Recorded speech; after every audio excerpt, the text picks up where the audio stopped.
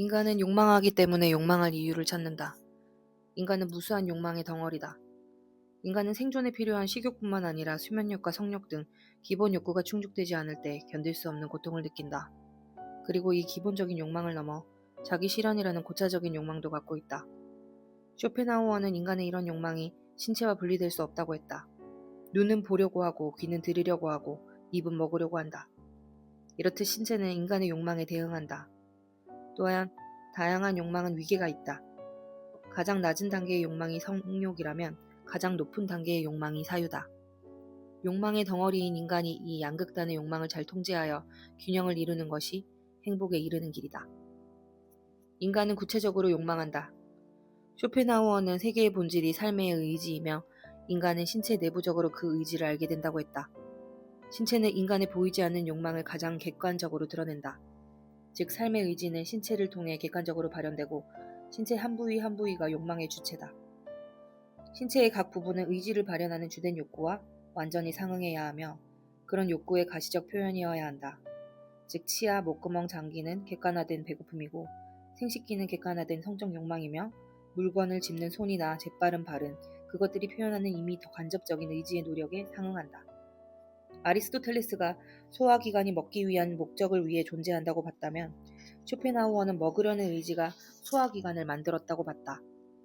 눈은 보고자 하는 의지가 발현된 것이므로 대상을 보려는 욕망이 생겨나는 것은 당연하며 신체의 각 부분도 의지가 나타내는 욕구와 완전히 일치한다는 것이다. 따라서 인간의 모든 욕망은 신체의 기능과 같이 한다. 이런 이유로 쇼펜하우어는 인간이 이성적인 존재가 아니라 비이성적인 존재라는 점을 강조했다. 인간의 생각하는 능력은 신체의 일부분인 뇌의 기능에 따른 것이고 인간의 정신이나 이성도 한낱 욕망의 도구에 불과하기 때문이다. 그러므로 인간의 욕망을 완전히 통제하는 일은 불가능하다. 욕망은 아무런 이유 없이 생각과 무관하게 생겨나는 경우가 많다. 욕망의 작용이 지성의 작용보다 먼저 일어나서다.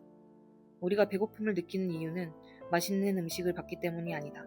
먼저 배고픔을 느끼고 그 상태와 느낌을 충족할 대상을 찾는 것이다. 이렇듯 욕망은 외부 대상에 의해 결정되는 것이 아니다. 우리의 생각과 관계없이 통제할 수 없는 욕망이 끊임없이 생겨나는 것은 자연스러운 일이다. 쇼펜하우어는 욕망과 지성의 관계에 대해 그 당시 헤겔 같은 관념론자들이 인간의 본질을 이성, 정신, 의식으로 규정한 것을 오류라며 비판했다. 대신 의식의 내면에는 무의식적 의지, 집요한 생명력, 욕구의 의지가 우세하게 작용한다고 주장했다. 비유하자면 절름발이를 어깨에 메고 가는 힘센 장님처럼 의지는 욕구할 이유를 찾아서 욕구하는 것이 아니다. 욕구하기 때문에 욕구할 대상을 찾는다. 욕망이 합리적으로 좋고 나쁨을 선택하는 생각에 앞서 있기 때문에 인간은 자유롭게 선택할 수 없다. 본능이 지성보다 훨씬 우월하기 때문이다. 인간의 욕망이 신체적이라는 점은 죽을 때까지 생존을 위한 욕망을 충족해야 행복할 수 있다는 사실을 말해준다. 욕망에는 선악이 없다. 철학자 에피쿠로스는 인간의 욕구를 세 가지로 나눴다.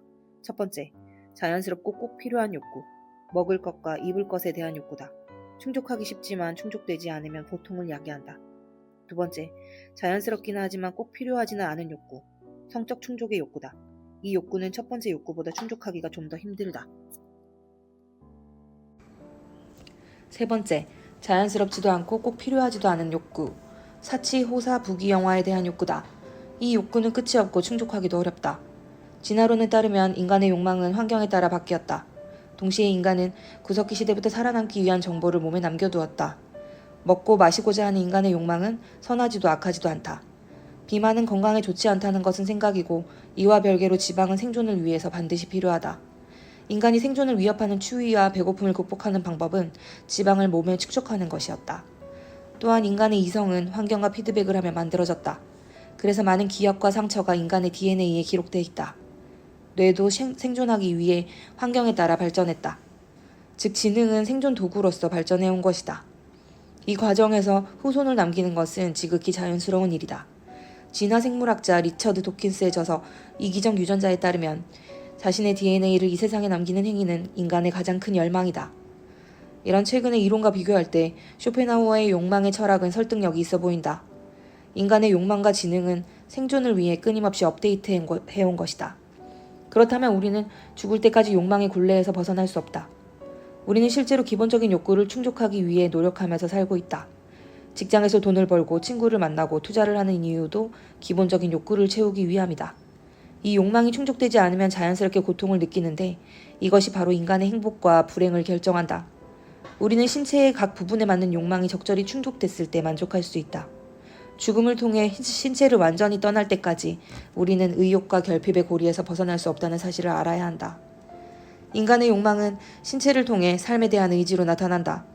우리는 신체를 통해 삶의 의지를 내부적으로 느낀다. 진화론과의 차이점이라면 쇼펜하우어는 인간의 욕망을 잘 다스려야 행복해진다는 입장이다. 특히 인간의 성욕을 지성으로 잘 제어할 때 맹목적인 삶의 의지에 휘둘리는 일이 없다고 한다. 의지의 외적인 자극에서 자유로워야만 행복해질 수 있기 때문이다.